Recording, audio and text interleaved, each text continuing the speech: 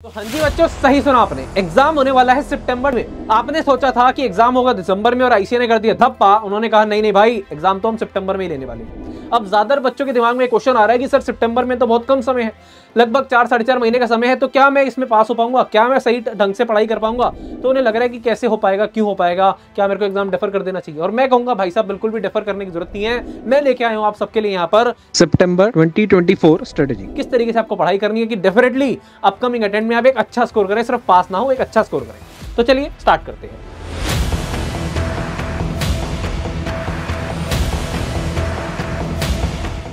अब आपको पता है सीए फाउंडेशन के अंदर हमारा जो एग्जाम है उसके अंदर हमारे 4 पेपर हैं। 4 पेपर है 100 मार्क्स के। फर्स्ट पेपर है हमारा अकाउंट्स, सेकंड पेपर है बेटा लॉ, थर्ड पेपर है हमारा quantitative aptitude and fourth paper है economics. Every paper carries 100 marks. हर एक पेपर 100 मार्क्स का है, जिसके अंदर से अगर मैं बात करूं अकाउंट्स और लॉ की, कि दोनों के दोनों डिस्क्रिप्टिव पेपर है, यानी कि आपको 3 घंटे का समय मिलेगा जिसके अंदर आपको डिस्क्रिप्टिव पूरा का पूरा पेपर करना है। ठीक है जी। और वही बात करें अगर क्वांटिटेटिव एप्टीट्यूड और इकोनॉमिक्स की, ये दोनों हमारे ऑब्जेक्टिव पेपर हैं।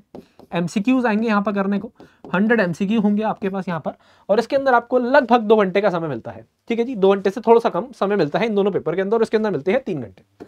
तो ये हमारे हैं 4 के 4 सब्जेक्ट। अब 4 सब्जेक्ट है, 400 नंबर है और लगभग 4.5 महीने का समय है। तो बेटा जिनको लग रहा है ना अभी भी 4.5 महीने सर थोड़े से ज्यादा ही है, कोई टेंशन नहीं, हो जाएगा। बेटा समझ जाओ 4.5 महीने कम पड़ेंगे जब सिलेबस देखोगे तो चीजों को थोड़ा सा अब बात करते हैं कि कैसे कैसे करना है। मैं यहाँ पर आपके लिए लेके आया हूँ डे वाइज स्ट्रेटेजी। तो चलिए स्टार्ट करते हैं कि डे वाइज स्ट्रेटेजी के अंदर कैसे कैसे पढ़ना है। तो देखो सबसे पहले आपको क्या करना है, फर्स्ट 30 डेज के अंदर आपको सिर्फ और सिर्फ 2 सब्जेक्ट उठाने हैं। बच्चे सबसे बड़ी गलती करते हैं, वो चारों के चारों सब्जेक्ट एक साथ उठा लेंगे, एक दिन के अंदर 4-4 सब्जेक्ट पढ़ेंगे। आपको बिल्कुल वैसा नहीं करना है। आपको 30 डेज के अंदर सिर्फ और सिर्फ स्टार्टिंग के 30 डेज के अंदर सिर्फ 2 सब्जेक्ट लेने हैं, एक थ्योरी और एक प्रैक्टिकल। एक थ्योरी और एक प्रैक्टिकल, ये आप कोई भी ले सकते हैं जो आपका मन करे। चाहे आप कर सकते हैं अकाउंट्स प्लस लॉ, चाहे आप कर सकते हैं क्वांटिटेटिव एप्टीट्यूड प्लस इकोनॉमिक्स, आप कर सकते हैं अकाउंट्स प्लस इकोनॉमिक्स, या आप कर सकते हैं क्वांटिटेटिव एप्टीट्यूड प्लस लॉ। चारों में से आप कोई भी यहाँ पर ऑप्शन चूज कर सकते हैं जो भी आपको अच्छा लगे। कि सर एक आप इसके अंदर कर सकते हैं कि एक थोड़ा सा वाला सब्जेक्ट जो आपको थोड़ा दिक्कत देता है और एक वाला सब्जेक्ट जो आपके लिए ईजी है। तो थोड़ी सी आपको पढ़ाई में इंटरेस्ट भी बना रहेगा और आपकी चीजें भी निपटती रहेंगी। मैंने यहाँ पर पूरा जो प्लान बनाया वो अकाउंट्स और लॉ के साथ बनाया, तो आप उसको भी फॉलो कर सकते हैं। अब देखिए अकाउंट्स के अंदर हमें पता है हमारे 2 मॉड्यूल हैं, मॉड्यूल 1 और मॉड्यूल 2। ठीक है जी, मॉड्यूल 1 और मॉड्यूल 2। अब मैं आपको कहूंगा कि किसी भी बच्चे को, चाहे आपका अकाउंट्स आती है नहीं आती है, आपको स्टार्ट करना है मॉड्यूल 1 से। मॉड्यूल 1 के अंदर सबसे पहले आपको जो चैप्टर उठाना है वो आपका अकाउंटिंग थ्योरी या थ्योरेटिकल फ्रेमवर्क नहीं उठाना, आपको उठाना है अकाउंटिंग प्रोसेस। बहुत ही आसान बेसिक चैप्टर है। यहाँ पर आपको journal, ledger, trial balance, subsidiary, rectification of error, ये चैप्टर्स है। इसको करने में लगेंगे 7 to 8 डेज। सबसे पहले आपको ये करना है, यहाँ से आपको बेसिक क्लियर होंगे। ठीक है जी, यहाँ से आपको 7 to 8 डेज लगेंगे, बट ये बेसिक क्लियर होंगे। सबसे पहले आपको ये करना है। अब चैप्टर करने का मतलब क्या होगा हमारे लिए, चैप्टर करने का मतलब होगा सबसे पहले मैंने उस चैप्टर के कंसेप्ट समझ लिए हैं। कंसेप्ट मेरे को बहुत अच्छे से क्लियर है, कोई दिक्कत कोई परेशानी नहीं है। इसके अलावा मैंने करी है वहां पर उस चैप्टर की जितने भी क्वेश्चन प्रैक्टिस है वहां पर अच्छे से कर ली है। प्रैक्टिस बेटा आपकी 2 चीजों से होती है बेसिकली। एक होते हैं आईसीआई मॉड्यूल के क्वेश्चन, आईसीआई मॉड्यूल के जो आईसीआई मॉड्यूल के अंदर जो भी आपके प्रैक्टिकल क्वेश्चन है और जो प्रैक्टिस क्वेश्चन है। उसके अलावा आपके सेकंड के अंदर आरटीपी, एमटीपी, पास एग्जाम्स, आरटीपी, एमटीपी और प्रीवियस ईयर क्वेश्चन, ये सारे के सारे करने होते हैं आपको। प्रैक्टिस के अंदर आपको ये चीजें करनी ही करनी है। आपको डिफरेंट रिफ्रेशर पे जाने की जरूरत नहीं है, सिर्फ और सिर्फ प्रैक्टिस करनी है आपको आईसीआई मॉड्यूल, आरटीपी, एमटी पर प्रीवियस ईयर क्वेश्चन। ठीक है जी। अब सर ये करेंगे तो बहुत टाइम लग जाता है, तो इसके लिए आप रेफर कर सकते हैं हमारी perfect practice book. Perfect practice book के अंदर सारे के सारे क्वेश्चन आपको एक जगह मिल जाते हैं, क्लब होकर मिल जाते हैं। यानी कि अगर कोई क्वेश्चन आईसीआई मॉड्यूल में भी, आरटीपी में भी आया, प्रीवियस ईयर क्वेश्चन में भी आया, 2 बार आया, 3 बार आया, तो आपको वो क्वेश्चन देखने को मिलेगा वहां पर एक बार, और वहां पर मेंशन कर दिया जाएगा कि यार ये वाला क्वेश्चन ना 4 बार आया है, 5 बार आया है, 7 दफे आया है। तो आपको देखते ही पता चल गया कि ये वाला क्वेश्चन इंपॉर्टेंट है, बार बार क्वेश्चन एग्जामिनर में क्वेश्चन पूछ रहा है वाला हमारे एग्जाम के अंदर। ठीक है जी। तो आपने डिफरेंट बार एक क्वेश्चन को बनाने से अच्छा आपने उसी क्वेश्चन को 2 बार 3 बार बना लिया, तो आपके लिए चीजें आसान हो गई हैं। सारे के सारे क्वेश्चन हो गए आपके परफेक्ट प्रैक्टिस बुक से। तो प्रैक्टिस के लिए आप परफेक्ट प्रैक्टिस बुक को रेफर कर सकते हैं जो हमारी वेबसाइट पे अवेलेबल है। और अगर आप हमारा 9.0 कोर्स लेते हैं तो उसके अंदर भी ये परफेक्ट प्रैक्टिस बुक मिल जाती है। तो नेक्स्ट बैच आ रहा है बेटा 19 अप्रैल से, तो आप 19 अप्रैल से इस बैच को ज्वाइन कर सकते हैं। अगर आपने अभी तक पढ़ना स्टार्ट नहीं करा है और आपको लग रहा है डर, तो आप आराम से 9.0 को एनरोल कर लीजिए। और आपको लगता है बैच कर लिए सर मेरे को प्रैक्टिस के लिए परफेक्ट प्रैक्टिस लेनी है, तो परफेक्ट प्रैक्टिस ले सकते हैं। इसके अलावा आपको देनी है बेटा टेस्ट। जी हाँ, टेस्ट टेस्ट बेटा हर एक चैप्टर के चैप्टर वाइज देने हैं, जैसे जैसे आप चैप्टर कर रहे हैं टेस्ट देते रहना है, अदरवाइज दिक्कत परेशानी हो जाएगी। तो 3 स्टेजेस के अंदर आपको पूरे के पूरे चैप्टर को करना है। आपको सिर्फ कंसेप्ट नहीं करना, कंसेप्ट देन पीपी के क्वेश्चन देन देना टेस्ट, और टेस्ट को कराना है किसी एक्सपर्ट फैकल्टी से चेक। ठीक है जी, आपने यहाँ से कोचिंग ली है, वहां पर टेस्ट लेते होंगे, और आप ट्राई करिए कि आपको वहां पर कहीं या तो आप टेस्ट सीरीज कहीं से ले लें या फिर आप टेस्ट रेगुलर बेसिस पे दें। हर एक चैप्टर का चैप्टर वाइज टेस्ट देना जरूरी है। अगर सर हमें लगता है कि हमें आपका टेस्ट लेना है, ठीक है जी, हमने बहुत सुना है, तो आप बेटा आप एक काम करिए, फिर पीपी ना लेके आप सेल्फ स्टडी सेट ले सकते हैं। सेल्फ स्टडी सेट आप जैसे बच्चों के लिए जो आप यूट्यूब से या कहीं और से कोचिंग कर रहे हैं, तो आप सेल्फ स्टडी सेट ले लीजिए, जिसके अंदर परफेक्ट प्रैक्टिस बुक मिल जाएगी और सारे के सारे टेस्ट मिल जाएंगे, जो हम आपको विद चेकिंग फैसिलिटी प्रोवाइड करते हैं, जहां पर हमारे expert faculty within 5 to 7 days आपको टेस्ट चेक करके देते हैं। ठीक है जी, तो सबसे पहले अकाउंटिंग प्रोसेस 7 to 8 डेज लगेंगे, देन बीआरएस 3 दिन के आसपास आपका यहाँ पर लगेंगे, bank reconciliation statement, then bill of exchange. ठीक है जी, डेप्रिसिएशन में 4 days, inventory 3 days, final accounts 4 days, NPO 4 days. तो यहाँ पर लगभग 30 डेज का समय है। देखो 8 और 3 11 और 3 14 18 21 25 29 डेज का समय है, और अकाउंट्स का हमारा मॉड्यूल 1 प्लस एनपीओ हो गया है। और यहाँ पर करने का मतलब क्या है, इन चैप्टर को concept plus practice plus test, ये चीजें करनी है। प्रैक्टिस के लिए परफेक्ट प्रैक्टिस को जरूर रेफर करिएगा, और बैच ज्वाइन हो रहा है, आपका बैच स्टार्ट हो रहा है 19 अप्रैल से, तो आप उसे भी ज्वाइन कर सकते हैं। तो 30 डेज के अंदर अकाउंट्स में ना इतना करना है, रोज अगर मैं 4-5 घंटे दूंगा तो मेरा अकाउंट आराम से इतना हो जाएगा, बहुत अच्छे से प्रैक्टिस हो जाएगी, और ये जो चैप्टर करे हैं इसमें अंदर आपकी कमांड आ चुकी होगी। साथ में करना था लॉ, तो लॉ के अंदर मेरे को क्या करना है, 30 डेज के अंदर मेरे को पूरा का पूरा इंडियन कॉन्ट्रैक्ट एक्ट, इसकी 9 यूनिट्स है, उसको करना है। लॉ में बच्चों को दिक्कत क्या आती है, वो ना हर एक बच्चे को कहानी अच्छी लगती है, बट किसी बच्चे को ना राइटिंग प्रैक्टिस करना पसंद नहीं है। तो लॉ के अंदर सबसे बड़ी दिक्कत बच्चों की क्या है कि वो राइटिंग प्रैक्टिस नहीं करते हैं। तो आपको स्टार्टिंग में ही मैं बता रहा हूं कि आप रेगुलर राइटिंग प्रैक्टिस करेंगे, यानी कि जो पढ़ रहे हैं उसे साथ साथ लिख के देखेंगे, तो जिंदगी में कभी दिक्कत परेशानी नहीं आएगी। ठीक है जी, हाँ जी सर। इसके अलावा आप इसके लिए भी रेफर कर सकते हैं हमारी परफेक्ट प्रैक्टिस बुक, उसके अंदर आपको सारे के सारे क्वेश्चंस आईसीए मॉड्यूल आरटीपीएमटी पास एग्जाम मिल जाते हैं। तो जैसे ही चैप्टर खत्म होता है, आप पीपी के सारे क्वेश्चन याद करिए, बार बार पढ़िए, याद करिए, लिखिए, बार बार पढ़िए, याद करिए, लिखिए। लॉ में कभी दिक्कत नहीं आएगी।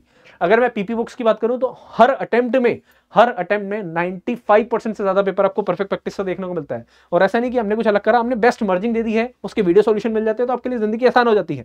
ठीक है जी, कोर्स के अंदर भी हम आपको यही चीजें सिखाते हैं कि कंसेप्ट कैसे पढ़ना है, उसके बाद आपको पीपी के क्वेश्चन वहां पर सॉल्व कराए जाते हैं, देन टेस्ट लिया जाता है, फोर्स करा जाता है आपको कि टेस्ट दो, ताकि आप रिजल्ट आए आपका। इसी वजह से ग्रूमिंगेश्वर एकेडमी का रिजल्ट इतना अच्छा है, सिर्फ और सिर्फ आप कह सकते हैं हमारे कंटेंट की वजह से, क्योंकि वहां पर मेहनत करते हैं और बच्चों के साथ मेहनत करते हैं कि आपको ये करना है।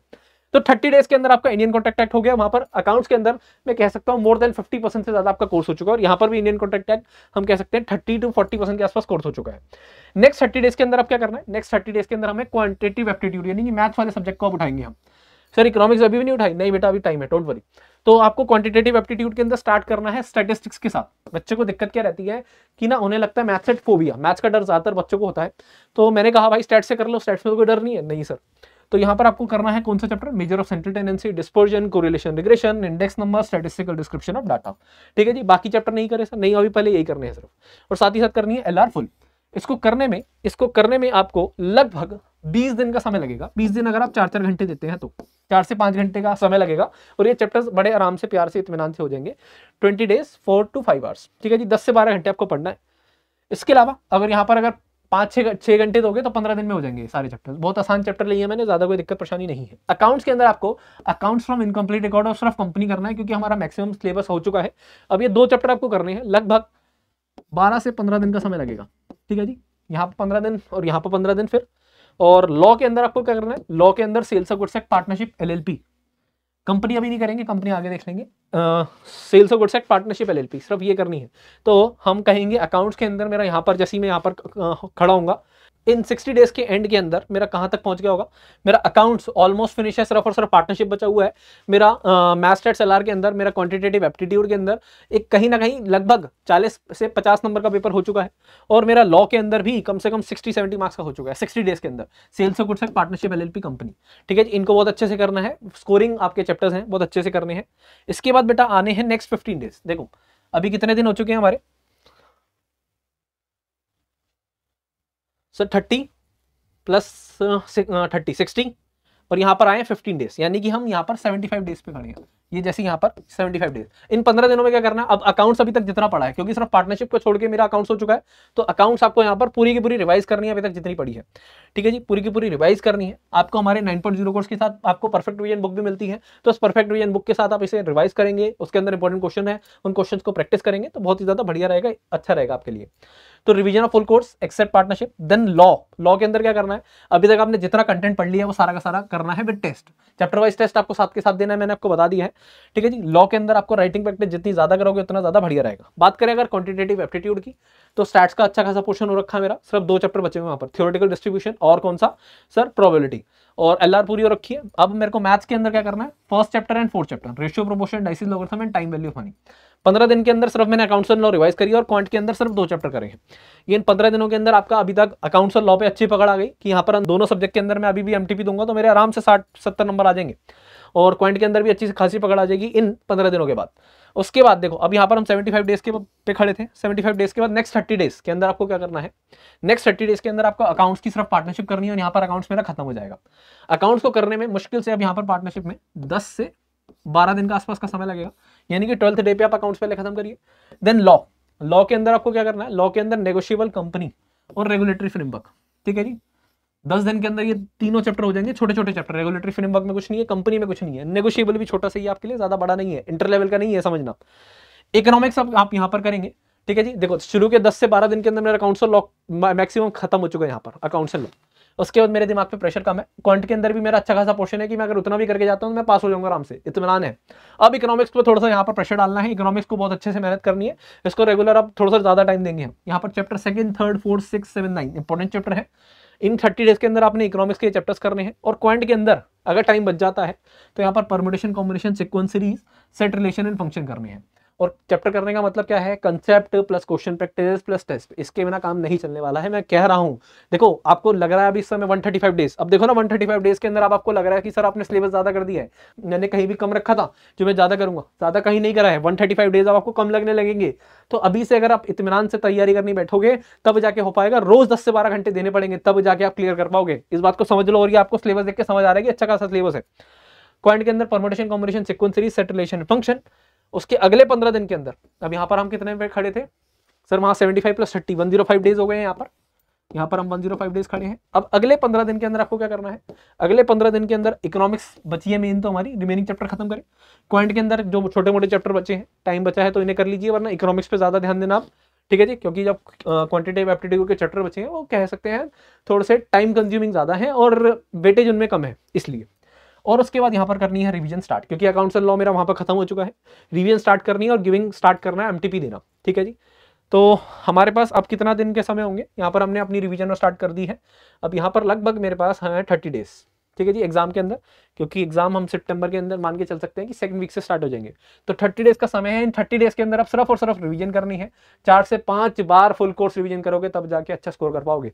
मैं चाहता हूं आप सबका 300+ का सपना साकार हो, 350 का सपना साकार हो, उसके लिए जरूरी है 4 से 5 रिवीजन करना। डिस्क्रिप्टिव जो आपके अकाउंट्स एंड लॉ है उनके 5 से 7 एमटीपी देना, और जो ऑब्जेक्टिव पेपर है उनके 12 से 15 एमटीपी मिनिमम देना जरूरी है।